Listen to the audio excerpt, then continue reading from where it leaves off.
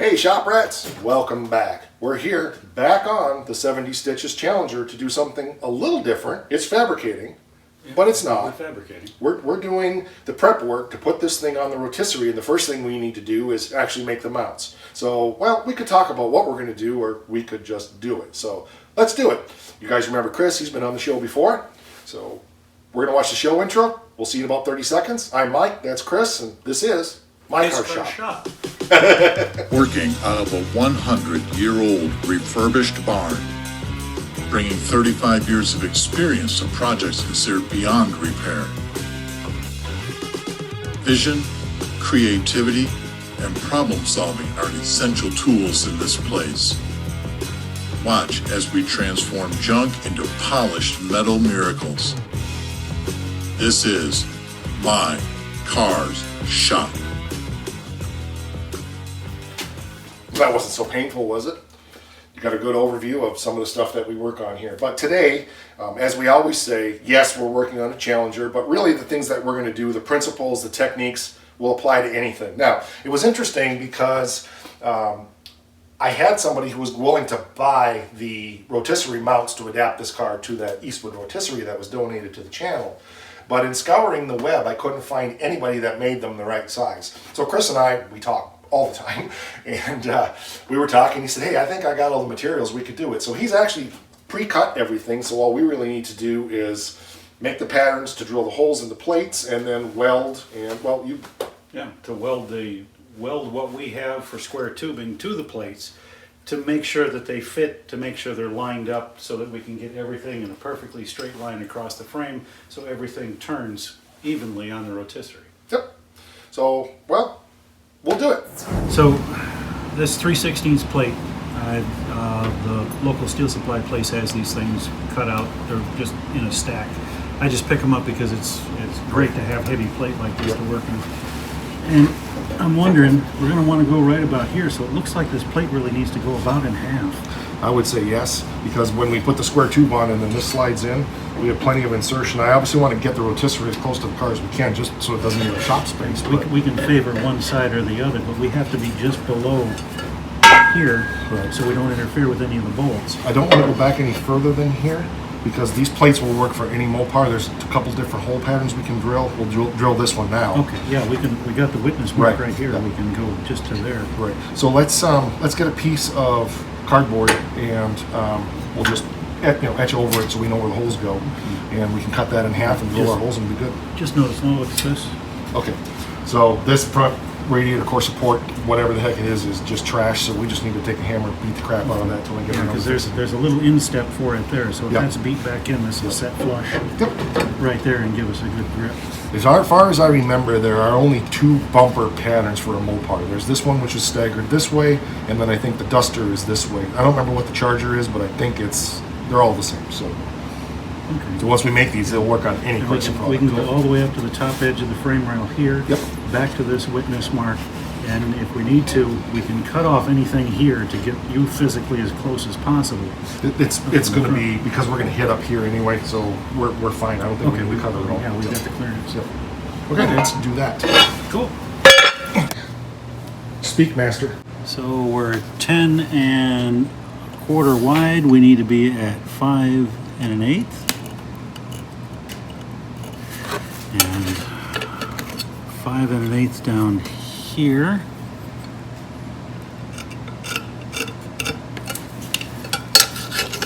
And then there's 5 1/8, and we should come out to, yep, there's our mark right there. Trust your tool, if you can see your mark. Ah, there we go. And there's our other mark, so that ought to be right about there.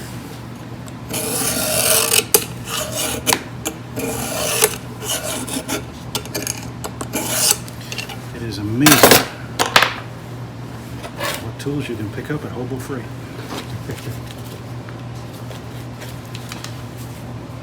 Let's see if I'm as good as you are using a cutoff wheel. Well, there's a little more margin for forgiveness here, so. What's the business end here? Right here.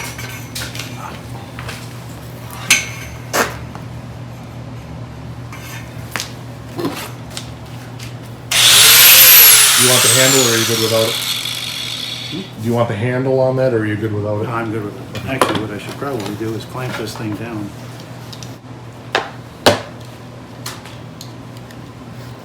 Got to protect the eyeballs and the earballs.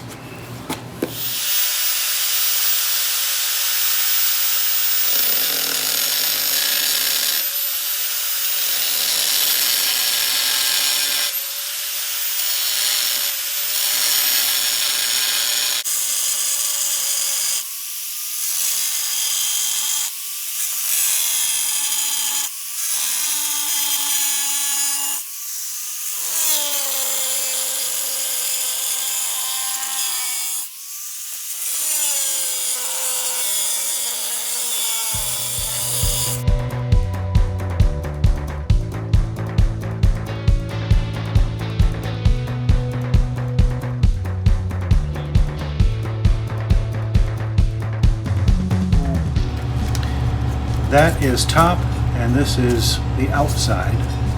Correct. But we want to go this way. Oh, yeah, this way. No. This edge. We don't want to be back further. We want it sticking out in front of the car, remember? Yeah. So I gotta reorient that brain. And we want to be... No, yep, this Yeah. edge. So that goes this way. Yep. So Okay. that puts,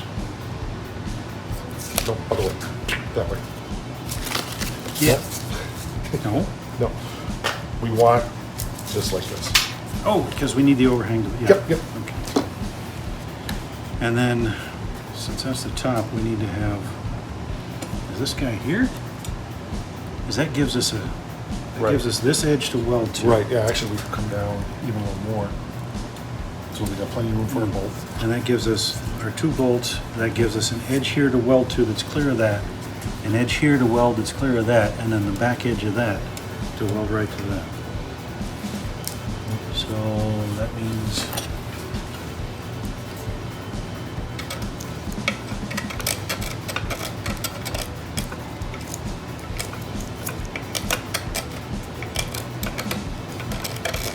there goes on that bolt hole. This mark back here goes on that one, which will put us right about there with our piece of square tubing down here, and that gives us this angle, and this angle to weld on. Yep, should work. As far as I know. Cool. For me, this is about the only place that step bits make sense, because you're going through so much material here. You're not going to miss a step and just blow your hole out. You really got to push on this thing in order to get it that far. So here's a step bit. Looks about centered.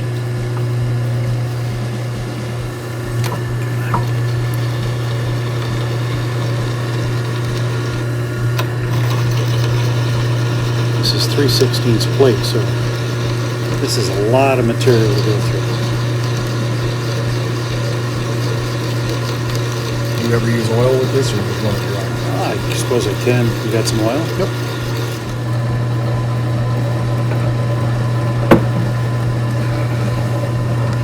I appreciate your statement about that, because it's the same experience I've had with them. Is on sheet metal, your control has to be so precise. And One step and you're way beyond. Now, these step bits are like a 1/16 of an inch. And all it takes is a little bit of oil, and you see any lubrication at all, and now we're hogging right into this.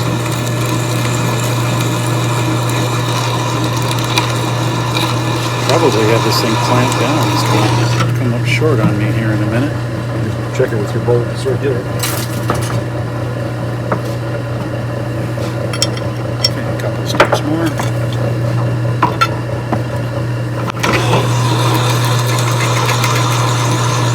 Yeah, here if you look, we've got the first step is still above, the second step is down in, and the third step is down to the bottom of the hole.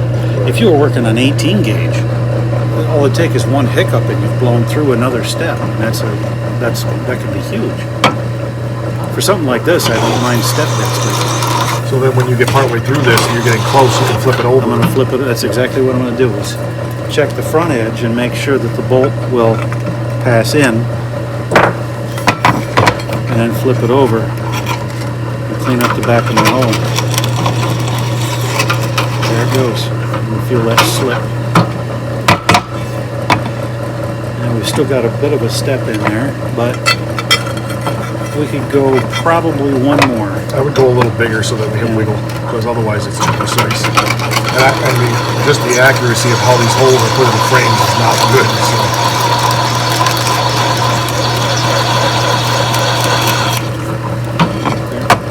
And we can use the next step as just a little bit of a chamfer for the hole, just to make sure it's all clear. There we go. And there we go. We've got a little bit of wiggle room to be able to adjust. Why don't you go one more, just so we have plenty.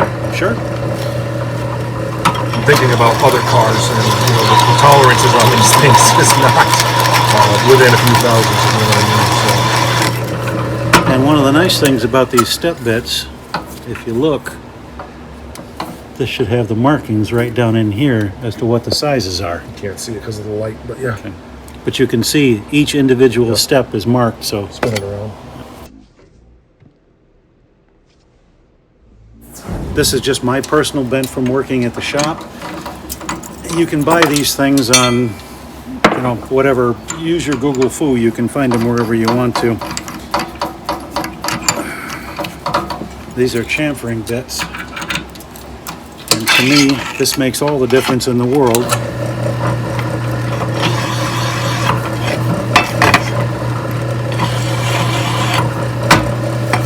Nice little lead in, no sharp edges. You can handle this thing. You're not going to cut yourself. You can slap a bolt in here and not have to worry about bothering your threads. You still have all the material down here to make a good tight grip. But this allows basically everything to move. There's nothing that's going to fold over into that hole, nothing that's going to drag on the threads. Something like this, it'll cost you $40, $50 to get a hold of a big one like this, but to me it makes all the difference in the world. They're very quick to change out, and you can do many, many sizes with something like this.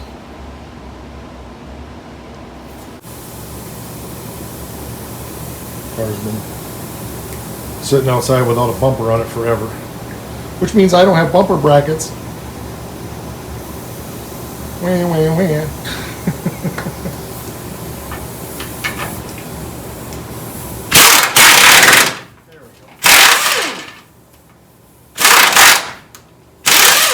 When you don't have a tap, use a self-tapping bolt. And we go this way. Nope. Nope. Did we do that?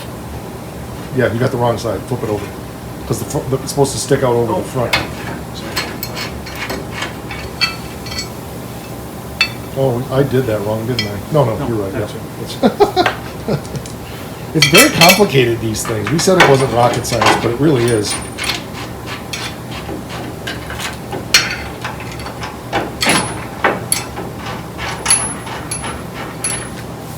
Zip these down.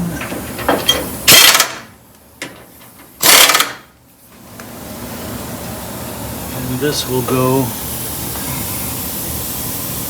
A little bit lower than we were planning, but close enough. Yeah, as that lines up right with our scribe at the end and just a touch below that scribe right there. That'll give us enough room to lay in a weld. And there's our bracket.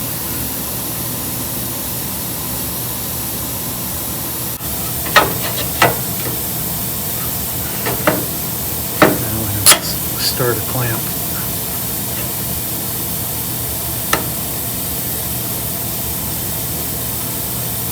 Love hobo freight.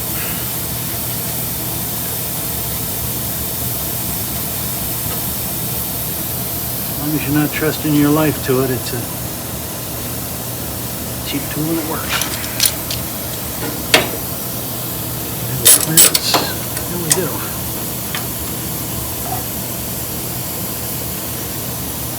Okay, that's flush with the end. Just a touch below there.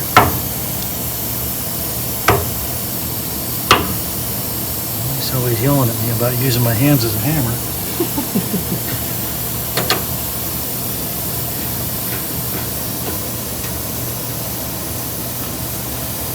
There. Now that's off our original mark. And my only question is, I'm guessing we don't want to set this to level because the car isn't level itself. So we just want to make sure that we're the same dimension off the top edge to the bottom edge of this. And then this gets tacked in place wherever it lines up. I think so. Yep. I hope so. I've never made them before, so Me neither. it's all an experiment. We got the other side drilled, and Chris is getting them laid out. But we made an executive decision. We're going to do one of those rare instances where, well, first of all, Chris is here for the weekend, so we don't have to get this done tonight. It's Friday night right now. And rather than welding the front ones together and then for the next 3 hours having to come out and check the shop every 20 minutes to make sure we don't have any fires, we're going to just go ahead and go back over here and get the ones for the back all cut and drilled and ready to go. Then tomorrow we'll be able to be here, weld them all up and be done with it, finish this episode, and then get on to the next one. Surprise! Okay, Chris has more wisdom to share. I don't know if it's wisdom, but something I noticed. I measured this before, and from this edge, this nice straight cut edge over here, we had 10 inches exactly to this edge over here. And as I run this across, I notice I'm about, half a 16th low. Now, granted, we don't need to be real careful, but it's easy enough to move that just a touch. And for context, understand that in his day job, he's used to dealing with machine work and surfaces within microns. So this is crude stuff compared to. Yeah, but this is a lot more fun. Okay, there we go. Right at 10 inches along its whole length, at least as accurate as my eyeballs are. So that puts us right back to where we are, and we can leave this guy and strike an arc on him. Right. Now, dress up the edges and take a little bit of the little surface oxide off, but this is right back where it was. It's right back here even with the back. It comes right up to our scribe line, and it comes right up to our scribe line. So this is right back where it was before. We can leave this as a separate piece and strike an arc on it tomorrow morning.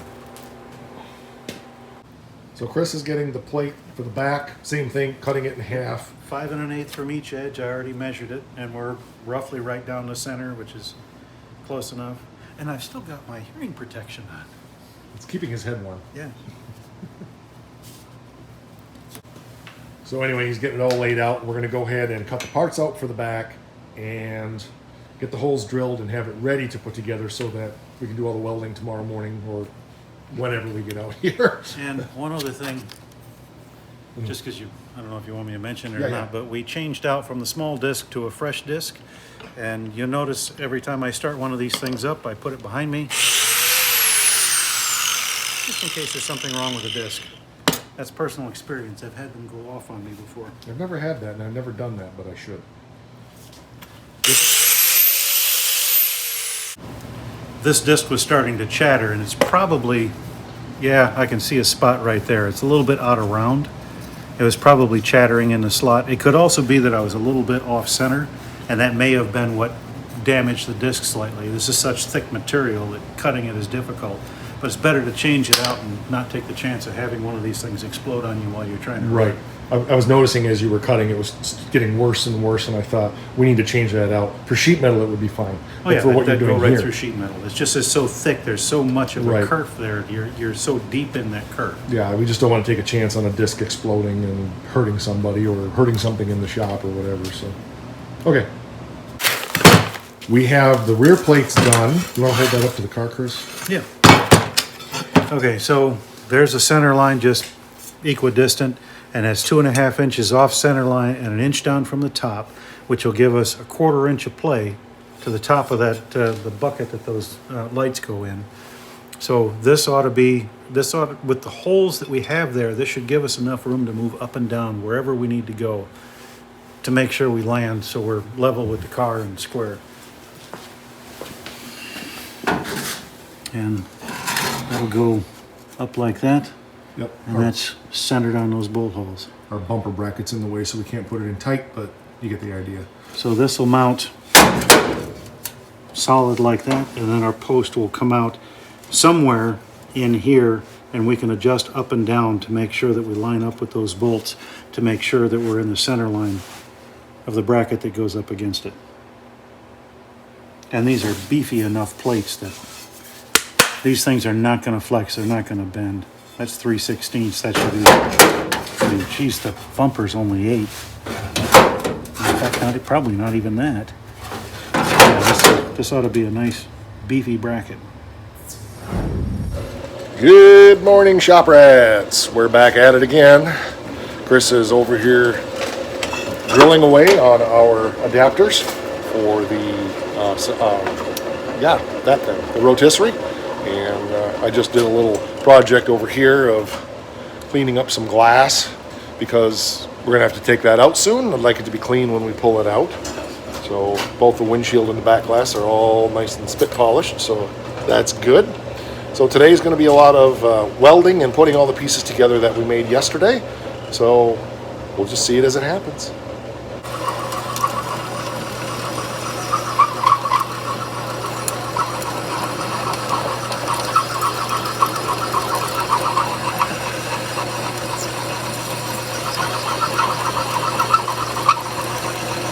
The only reason I'm looking at it this close is that I think the first few steps of this bit have already been chewed up, and they're not cutting as well. I just wanted to look and see how the chips were curling off of there. But it's the first two bolts, the first two or three notches on this thing are kind of dull. It's probably been used. It'll get sticky until I get past that.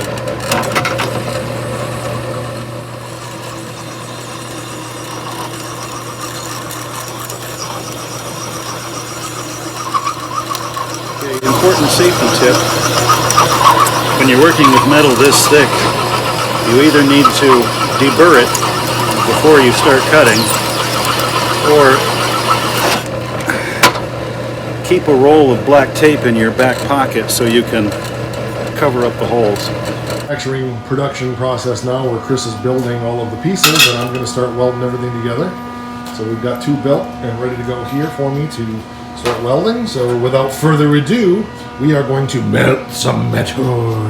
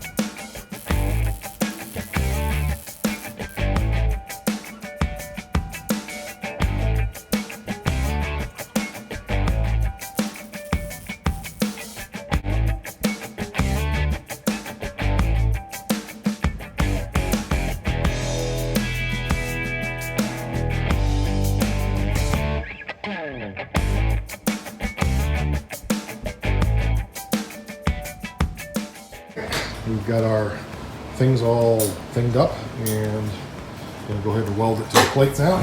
We got good penetration here on this end. It was okay here, but we weren't sure, so we went ahead and ground it down, and we can tell that we got pretty good penetration there. We got amazing penetration right there on that end. And then Chris is grabbing the glove here because this thing is about hotter than a hot flame. We got 3 really nice beads on the backside here. So I think we're going to be good to go. We were doing the math on it, and this probably has to hold 500 pounds. I think we have enough there to hold twice that, so we should be good shape. He's already chased all the threads on the nuts, or the jam nuts, and we're ready to just go stick it on the car and see what it looks like. Oh, that's right. These go directly in. Yep. Jam nuts or weld nuts are already in the frame, so I guess I better zoom back here a little bit. There we go.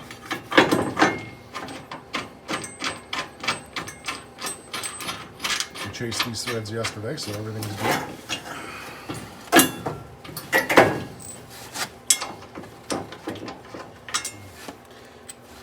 Put a washer on it.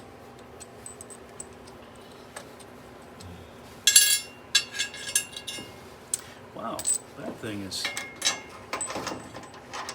You got some heat in her? yeah, that thing's toasty warm. Imagine that. It's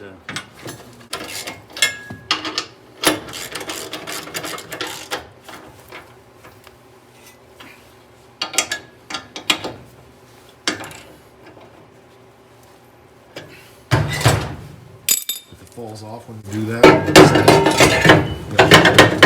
and our jam nuts will go in there.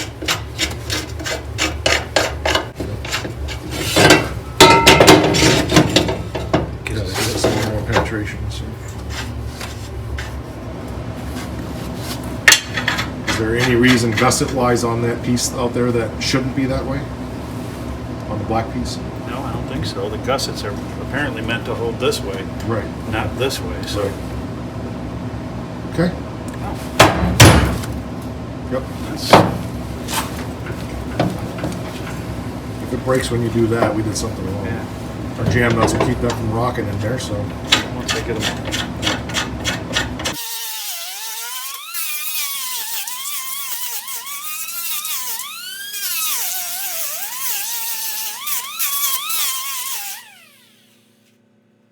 And that really has no choice but to bring us out there. Yep. Square it up and good to go. You clamp it, I'll weld it. Certainly. This is Chris of the Clamp It channel. Ellie Mae's brother. We decided this time we're going to preheat that 3/16 plate. Just to allow me to get a little better penetration on that top. Bottom edge and ends were no problem, but There goes. okay.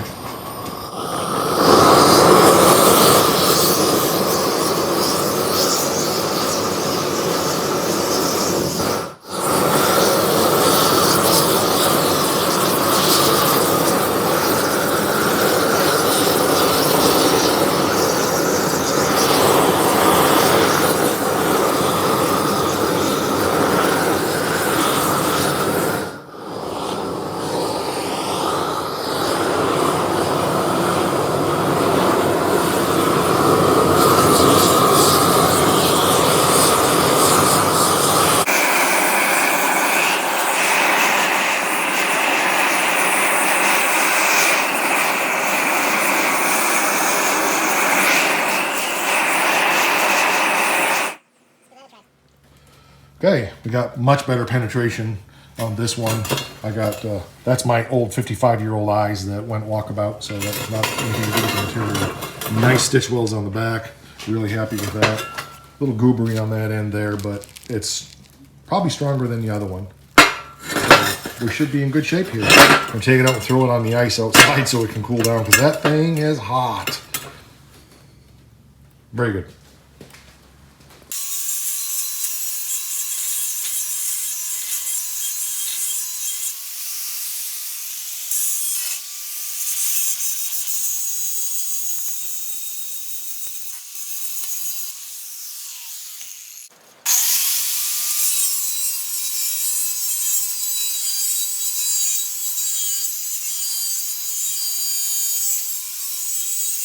Right there, and now we set the plane on this instead of this.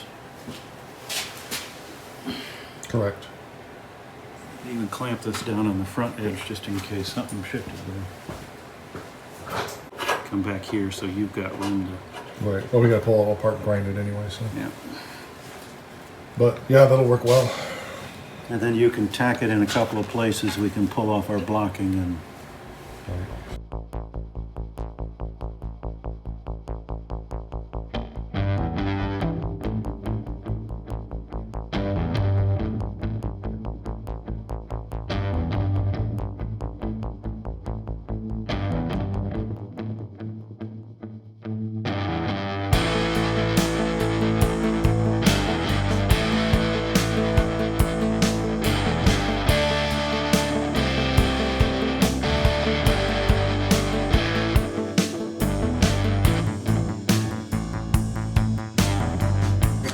2 hours. The second break takes you 20 minutes. Yep.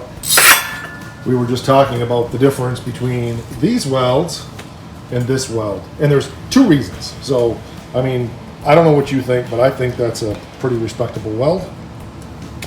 Those other ones look like a bird pooped all over it, but so there's 2 factors there. One of them's right there on the edge of the picture. Yeah. This is the first factor. The being as I'm alone all the time,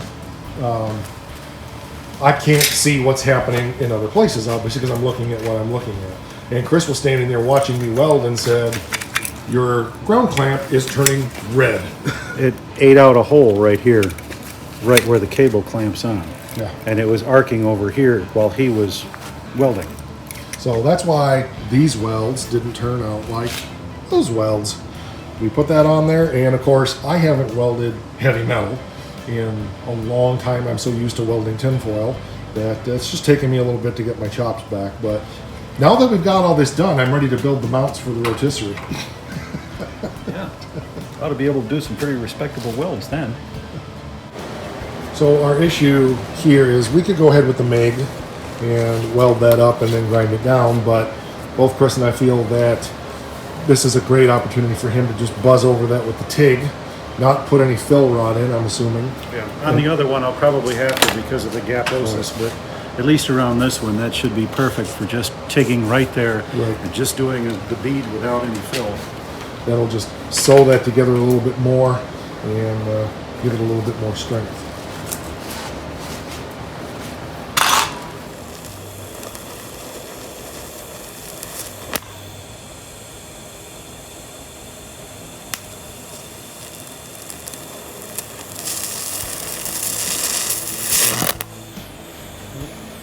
I think my tip's contaminated. Hang on.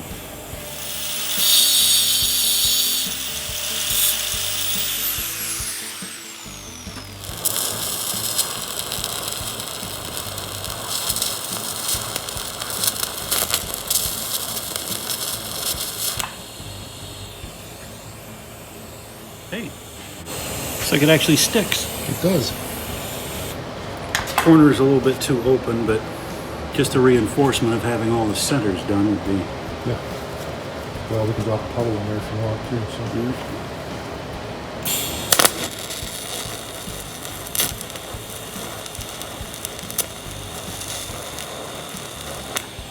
Got off track.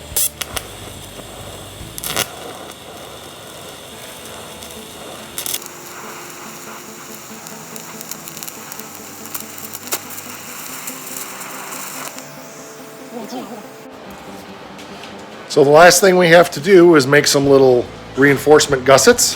And Chris is cutting those out right now. We need 6 of those for the back. Front is done, 6 for the back. And then we can bolt these on the back of the car and make sure everything is copacetic and not so pathetic. Alrighty. We are both bushed.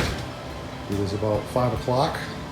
And this took last night and all day today to get these done, but they're done. So that's a good job done. These are the rear mounts for the Rotisserie. One little mistake. I put this one in upside down. The bolts needed to come up from the bottom, so we welded a couple more nuts and we got some bolts down there now. So we're good to go. So the car itself has the mounts for the rotisserie. And we will be moving forward even yet this evening to do more. What'd that take us? About 8 hours? Yeah, it's about that. Between all the cutting and the recutting and the welding and the rewelding. Yeah. We thought it was going to be a 4-hour job, so that's about par for the course. Yeah. But good job done, and they're nice and strong.